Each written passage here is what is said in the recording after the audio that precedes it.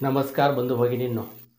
सनातन सत्य या आपल्या सर्वांच्या आवडीचे आध्यात्मिक यूट्यूब चॅनलमध्ये आपणा सर्व श्रद्धाळू भक्तांचे व ईश्वराच्या लाडक्यांचे मनपूर्वक स्वागत. बंधू भगिनींनो, आज मला एका दर्शकानं प्रश्न विचारलेला आहे किंवा ती व्यक्ती माझ्या ध्यानयोग शिबिराला सुद्धा येऊन गेलेली आहे. ती व्यक्ती आहे भरत जोशी. ही व्यक्ती ब्राह्मण आहे आणि आपले ब्राह्मणांचे जे विधी वगैरे कार्य करत असते.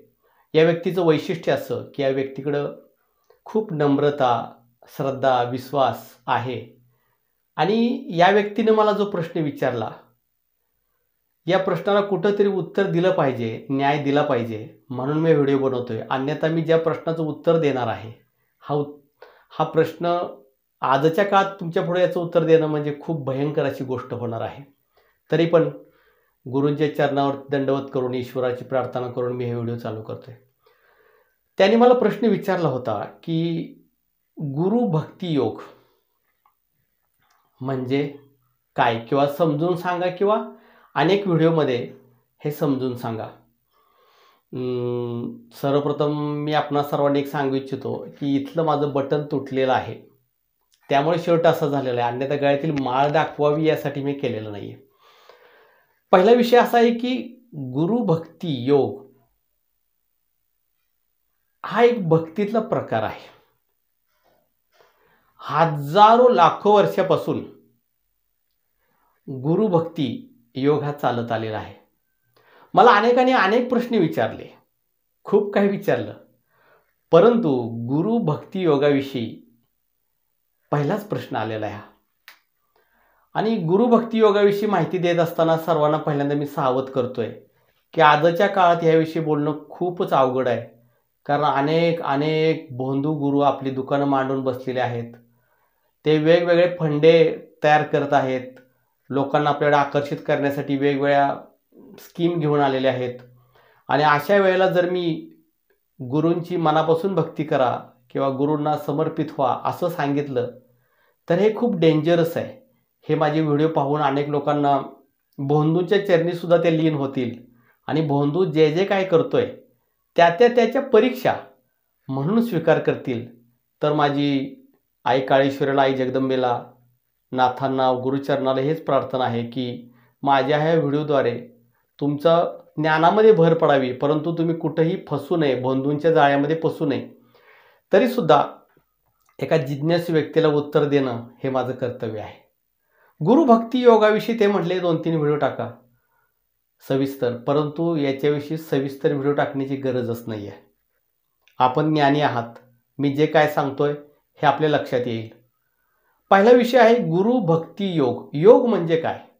संस्कृतमधील अज या धातूपासून योग हा शब्द जोडलेला आहे. योग म्हणजे जोडणे.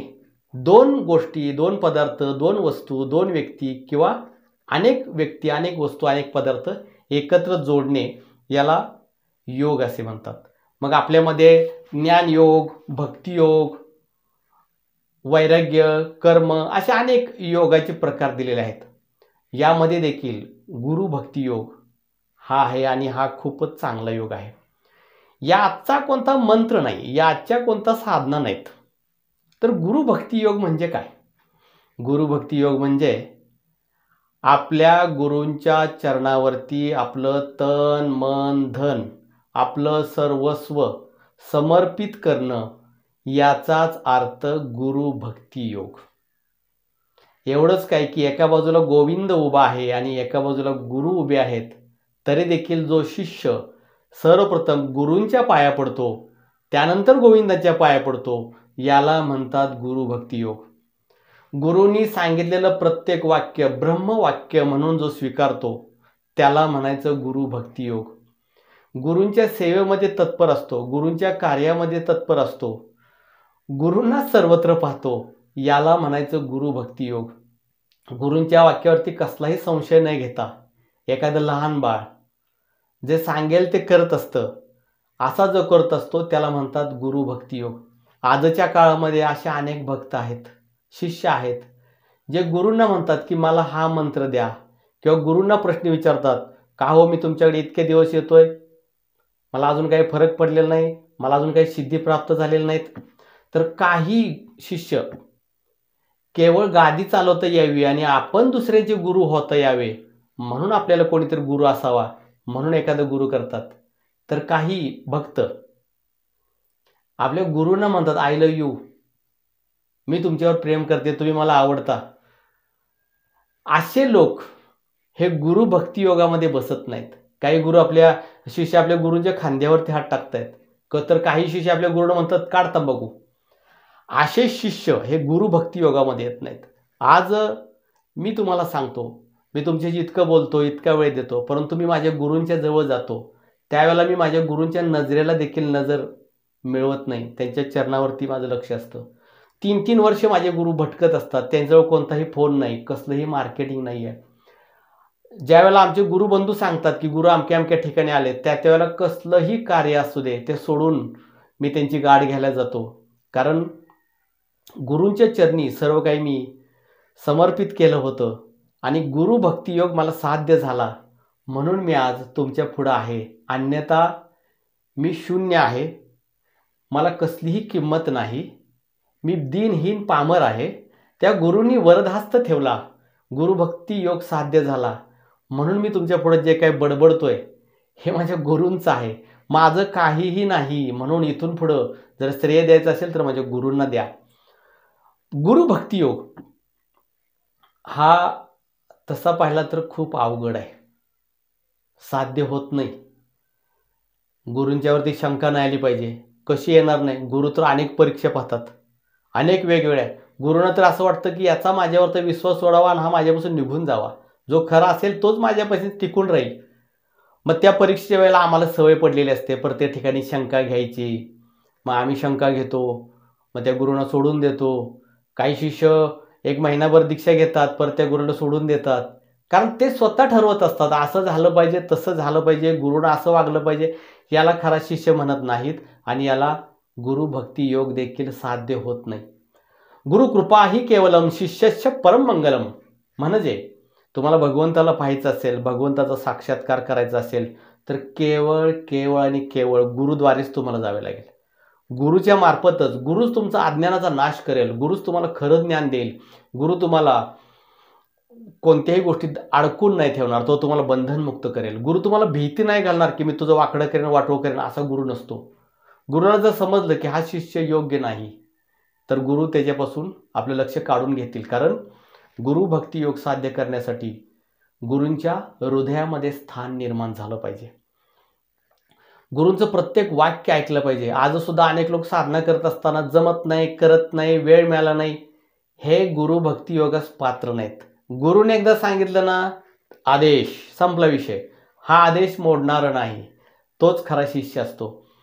गुरु भक्ती योग म्हणजे गुरुर ब्रह्मा गुरुर विष्णू गुरुर्देव महेश्वरा गुरु साक्षात परब्रह्म तस्मै श्री गुरुवे नमः. म्हणजे गुरु हाच ब्रह्मा विष्णू महेश मानणार असतो, गुरूंच्या चरणी लीन असतो, गुरूंसाठी वाटेल ते करायला तयार असतो. यालाच गुरुभक्ती योग सिद्ध होतो. आता गुरुभक्ती योग सिद्ध झाला म्हणजे काय? ज्या वेळेला गुरूंच्या प्रत्येक परीक्षेला तुम्ही पास होता, पात्र ठरता, त्यावेळेला अर्थातच साहजिकच गुरूंना खूप आनंद होतो. तुमच्या परीक्षा घ्यायला गुरूंना काय आनंद होत नसतो. ते परीक्षा का घेत असतात की तुम्ही उत्तीर्ण होऊन पुढच्या परीक्षेत जावं, पुढच्या वर्गात जावं, उच्च अवस्था यावी म्हणून ते प्रयत्न करत असतात. आणि ज्यावेळेला त्यांच्या नाना तऱ्हेच्या परीक्षेमध्ये तुम्ही पास होता त्यावेळेला तुम्हाला भक्ती, मंत्र, योग काहीच करायची गरज नाही. गुरु स्वतःच्या हृदयात मिळवलेल्या सर्व गोष्टी तुम्हाला आशा देऊन टाकतात. आणि याला म्हणायचं गुरुभक्ती योग साध्य झाला. म्हणजे गुरूंशी समर्पित होणं, याला म्हणायचं गुरुभक्ती योग. आणि असा शिष्य तन मन धन यानं अर्पण तर असतोच, गुरुचं वाक्य ऐकण्यासाठी जो तत्पर असतो, गुरुचा आदेश पाळण्यासाठी जो तत्पर असतो, किंवा मला गुरुशिवाय काही दिसतच नाही असा जो असतो, तो झाला गुरुभक्ती योग. जसा शिवयोग म्हणजे मला शिवाशी जोडायचं आहे, तसंच गुरु भक्ती योग म्हणजे मला गुरुच्या भक्तीशी जोडायचं आहे, याला गुरुभक्ती योग म्हणतात. परंतु बंधू भगिनींनो, मी आजही तुम्हाला सांगतोय की माझं हे सर्व ऐकून तुम्ही प्रत्येक गुरुला खरा गुरु मानून बसाल आणि तो वाटेल ते करेल ते करून घ्याल, तर असं नाही. तर आपल्या लक्षात आलंच असेल की हे खूप चॅलेंजपूर्ण कार्य आहे की गुरु भक्तियोग तुम्हाला शिकवत असताना प्रत्येक गुरुलाच तुम्ही खरा गुरु मानून बसाल आणि आयुष्याचं वाटोळ करून घ्याल. त्यामुळं मी हे जे व्हिडिओ सांगतोय ते कोणत्या गुरूंना लागू होईल हे ज्याचं त्यानं ठरवा, मी नाही सांगू शकणार. परंतु आजपर्यंत जे पण सिद्ध योगी झाले, ऋषी मुनी झाले, ईश्वराचे अवतार झाले, या सर्वांनी गुरु केला, गुरुच्या चरणी समर्पित झाले. एवढंच काय की रामकृष्ण देखील गुरूंच्या चरणावरती लीन झाले आणि गुरूंच्या घरी धुनी भांडी देखील केली आणि यातून गुरूंच्या कृपेस ते पात्र झाले. गुरु तुमची कोणत्या वेळेला कोणती परीक्षा घेतील हे सांगता येणार नाही. गुरु तुमच्यावर हसत खेळत तुम्हाला बरोबर एखाद्या शब्दात अडकवतील. तू कोण आहेस, तू कसा आहेस ते बरोबर ओळखत असतात, परंतु गुरु कधी जाणवून देत नाहीत. आणि खरा गुरु जो असतो तो गुरु असा असतो की त्याला सुद्धा वाटतं की माझ्या शिष्यानं माझ्यासारखं व्हावं, माझ्या शिष्यानं अनेक वर्ष फक्त शिष्यच राहू नये, त्यानं गुरु व्हावं आणि तो शिष्यातून गुरुपदामध्ये विराजमान व्हावा, म्हणून जे प्रयत्न करतात ते खरे गुरु असतात. परंतु आजकाल गाद्या स्थापन करण्याची चढाओढ लागलेली आहे. माझ्याकडे एक आला होता, त्याला काय हवं होतं, त्याला गादी स्थापन करायची होती आणि गुरु व्हायचं होतं आणि मग आपल्याला कोणीतरी गुरु असावा म्हणून तो आला होता. म्हणजे जर आज असं होत असेल तर याला गुरु भक्ती योग म्हणता येत नाही. साधी सोपी व्याख्या आहे. गुरु भक्ती योग म्हणजे आपल्या गुरुशी प्रामाणिक राहणं, समर्पित राहणं, याला गुरु भक्ती योग म्हणतात. दोन शिष्य होते. एक शिष्य होता तो गुरूंना प्रश्न विचारतो, गुरुदेव मी तुमच्या इथे इतक्या वर्ष झालं राहतोय परंतु तुम्ही मला काहीच ज्ञान दिलेलं नाही, मला भगवंत कधी मिळेल? त्याला गुरुदेव म्हणतात, त्या पपईच्या झाडाला जितकी पानं आहेत तितके जन्म तुला घ्यावे लागतील, त्याच वेळेला तुला प्रभू भेटेल. तो शिष्य लगेच रागवतो, हे काय बोलणं झालं, तुमच्यावर ते ताकदच नसेल, तुम्ही देऊ शकत नसाल, विनाकारांचा माझा वेळ गेला असे म्हणला तो रागानं निघून जातो. त्यानंतर दुसरा शिष्य येतो, तोही हाच प्रश्न विचारतो गुरूंना की गुरुदेव मी तुमच्याजवळ इतके दिवस राहतोय, मला परमेश्वर प्राप्ती कधी व्हायची, तुम्ही मला काहीच शिकवलं नाही. त्यावेळेला गुरुदेव म्हणतात की पुढे जे चिंचेचं झाड आहे त्याला जितकी पानं आहेत तितके जन्म तुला घ्यावे लागतील, त्यावेळेला तुला प्रभू भेटेल. त्यावेळेला तो शिष्य रडायला लागतो, आनंदाने उड्या मारायला लागतो आणि गुरुना म्हणतो, वाह वाह वाह, छान, मी खुश आहे, मी आनंदी आहे, मला किती जन्म घ्यावा लागतात हे महत्त्वाचं नाही, मला प्रभू भेटणारा, ईश्वर भेटणारा यात मला आनंद आहे. तत्क्षणी गुरुने त्याच्या डोक्यावरती हात ठेवला आणि त्याला प्रभूचा साक्षात्कार झाला. याला म्हणतात गुरु भक्ती योग. परंतु पुन्हा पुन्हा मी तेच वाक्यामध्ये घालवतोय की हल्लीच्या काळामध्ये गुरूंची अशी काही प्रकरणं माझ्या डोळ्यापुढे यायला लागलेत की गुरूंच्या विषयी बोलणंच मी सोडून दिलंय. कारण सोन्याच्या मी व्याख्या तुम्हाला सांगितल्या तर ही व्याख्या बेंटेक्सला पण लागू होत आहे, ते पण चककतंय, ते पण दिसतंय. तुम्हाला सोनं आणि बेंटेक्स ओळखायची क्षमता नाही आहे. आज सुद्धा बघा, जे लोक सत्य सांगत आहेत, जे खरं सांगत आहेत, त्यांच्या व्हिडिओला व्ह्यूज खूप कमी मिळतात. परंतु जे मार्केटिंग करत आहे, खोटं सांगून तुमची मनं जिंकत आहे, त्यांच्या व्हिडिओना व्ह्यूज मिलियन्समध्ये जात आहेत. म्हणजे ही जर तुमची पात्रता असेल तर खरा गुरु आणि खोटा गुरु तर तुम्ही कसं ओळखणार? म्हणून आजकालच्या काळामध्ये मी गुरूंच्या विषयी बोलणंच कमी केलंय. कारण तुम्ही हे ऐकून बेंटेक्सचं सोनं मानून बसाल आणि आयुष्याचा सत्यानाश कराल. परंतु मी नक्की सांगेन, तुम्ही जिथंही असा, जे बी करत असाल, गुरु हा गुरुच असतो आणि आपल्या गुरूंच्या चरणावरती समर्पित व्हायचं असतं. मी पुन्हा पुन्हा तेच म्हणतोय. मी आज जे पण काय बोलतोय, जे तुम्हाला पटतंय, अनेक लोक म्हणतात आम्ही बरं झालो, आमच्या आयुष्यात सुख आलं, आम्ही निवांत आहोत, तुमच्यामुळे आम्ही सुखी आहोत, तर यात माझा सहभाग अजिबात नाही. यात सहभाग आहे माझ्या गुरूंचा. मी केवळ वाहक आहे, कंडक्टर आहे, वाहक आहे. मी वाहून नेतोय. विद्युतची तार पुढे काही गोष्टी वाहून नेते, म्हणजे ती विद्युत नाही आहे. म्हणून आजही सांगतो, गुरुच्या चरणी समर्पित राहणं, गुरुच्या इच्छेप्रमाणे राहणं, गुरुला जे काय हवं आहे त्याप्रमाणे वागणं, तन मन धन ईश्वराचे अर्पण. तन मन धन म्हणजे काय? म्हणजे तुझं धन पण माझं, शरीर पण माझं, तुझं मन पण माझं, मग चल आण पैसे, असं नाही. याचा अर्थ असा आहे की माझं तन मन आणि धन या तिन्ही गोष्टी माझ्या नाहीत, तुमच्या आहेत गुरुदेव.